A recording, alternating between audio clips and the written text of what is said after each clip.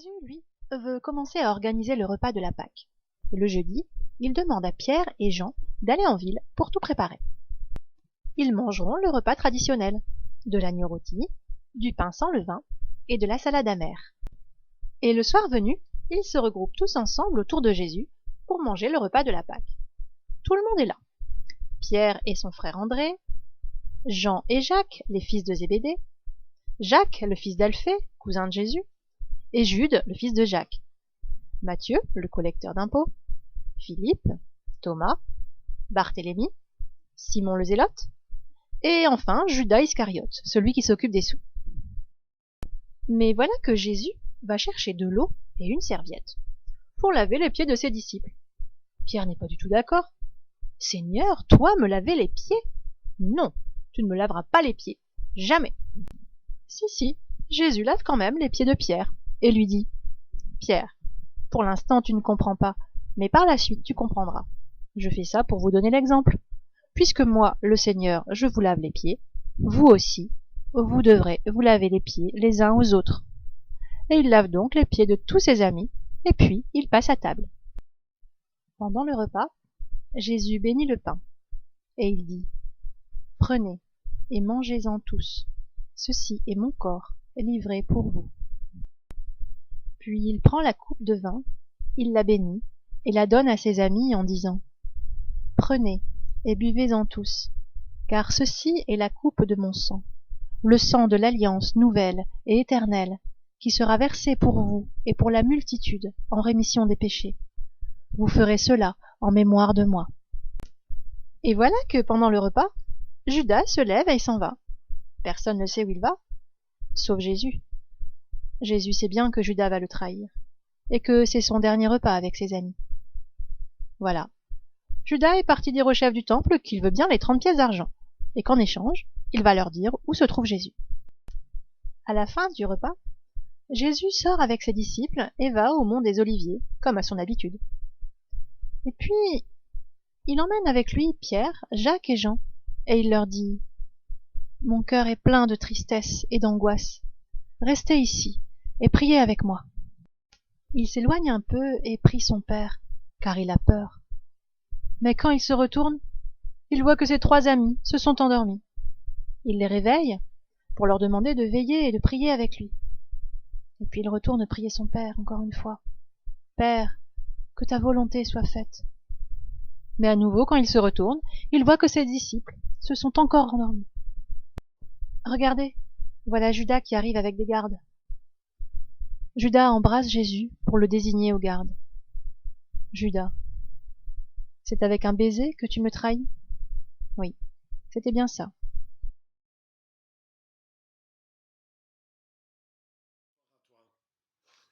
Ce soir, autant te l'avouer, je suis un petit peu triste. Un petit peu triste parce que Jésus a annoncé que c'était son dernier repas avec ses amis. Judas est parmi eux, il va le trahir.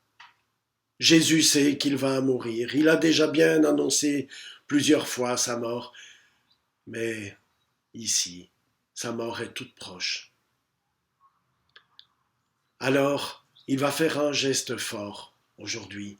Il va se mettre à genoux devant chacun de ses disciples pour leur laver les pieds. Oh, tu as peut-être déjà vu cela, vécu cela dans une église où le prêtre ou le diacre s'est mis à genoux pour laver tes pieds ou les pieds d'une autre personne. En cela, il accomplit le geste que Jésus a demandé que nous fassions les uns pour les autres. Et puis à table, il a pris le pain. Il a béni le pain, mais pas simplement béni, il a dit: ceci est mon corps. Et mon corps est livré pour vous.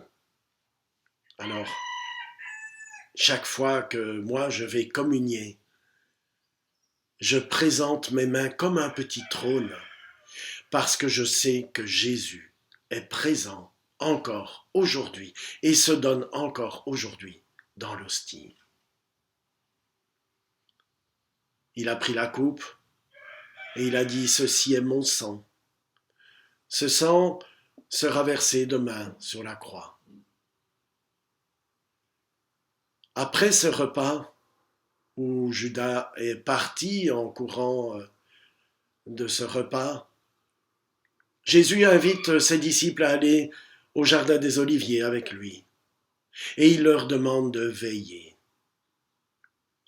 Par 3 fois, Jésus vient vers eux et il les trouve endormis.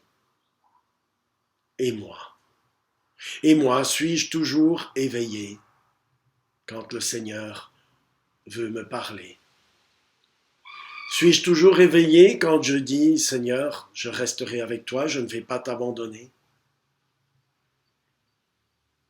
Nous aurons cette possibilité, après ce petit temps de célébration entre nous, de prier en cœur à cœur avec Jésus et de dire « Jésus, moi, ce soir, je ne veux pas t'abandonner. Je veux rester avec toi. Reste avec moi même dans mon sommeil. » Et pour demain, nous allons célébrer ce temps de la croix. Je t'invite à préparer un coin prière.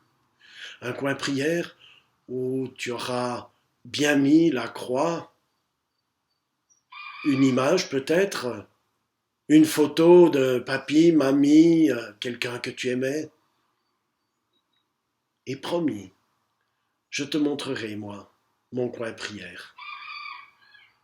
Ce coin prière sera transformé pour le jour de la résurrection.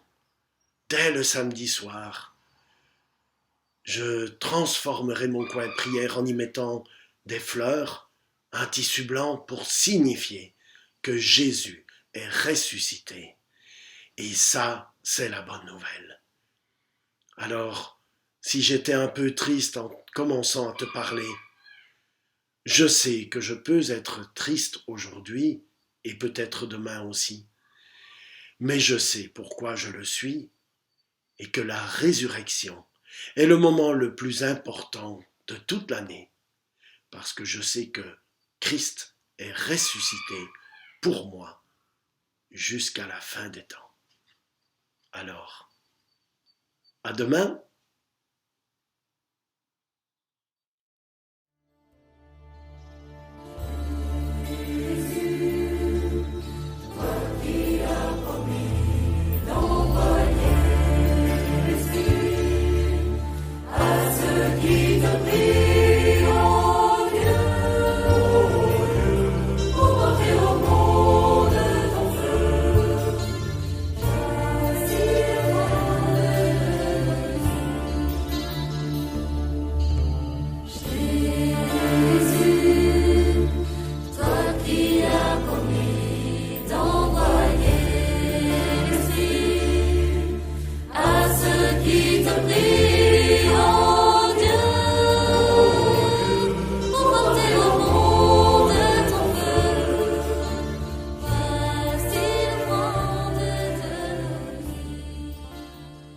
Tu as donné ta vie comme du pain posé sur la table, mis en morceaux et distribué. Nous te prions, Seigneur, pour que chacun, tendant la main et le cœur, puisse en recevoir et s'en nourrir. Tu as donné ta vie comme du vin versé dans la coupe offerte pour le monde. Nous te prions, Seigneur, pour que chacun, tendant les lèvres et le cœur, puisse en prendre et s'en réjouir. Tu as tout livré, Seigneur Jésus, et dans ta vie, donné comme du pain, comme du vin, le monde entier peut goûter l'amour de Dieu. Nous te prions, Seigneur, donne-nous de partager ton amour avec tous les enfants de la terre. Jésus, toi qui as promis d'envoyer l'Esprit à ceux qui te prient.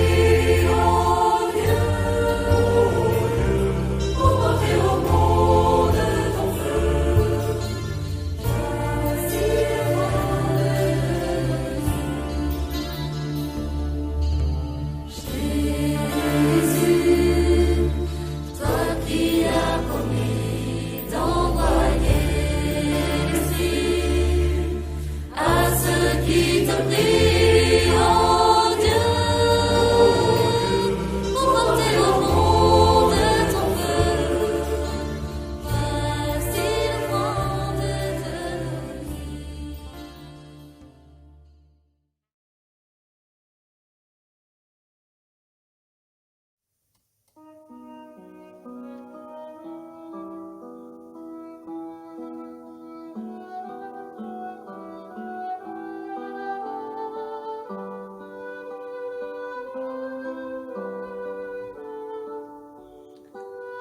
Avec toi, Seigneur Jésus, c'est toujours le contraire.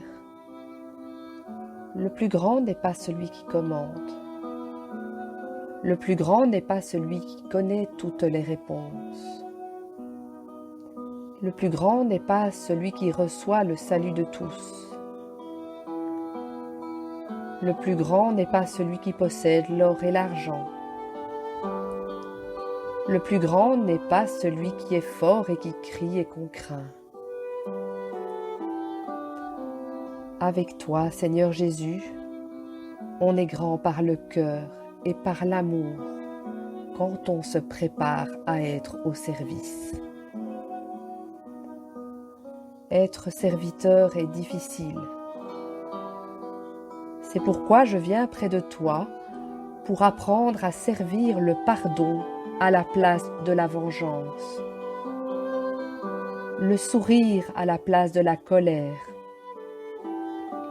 l'amitié à la place de la méchanceté, la joie à la place de la mauvaise humeur. Être serviteur est difficile. C'est pourquoi je te regarde, toi, Seigneur Jésus, qui as tout donné afin de servir le bonheur au monde entier.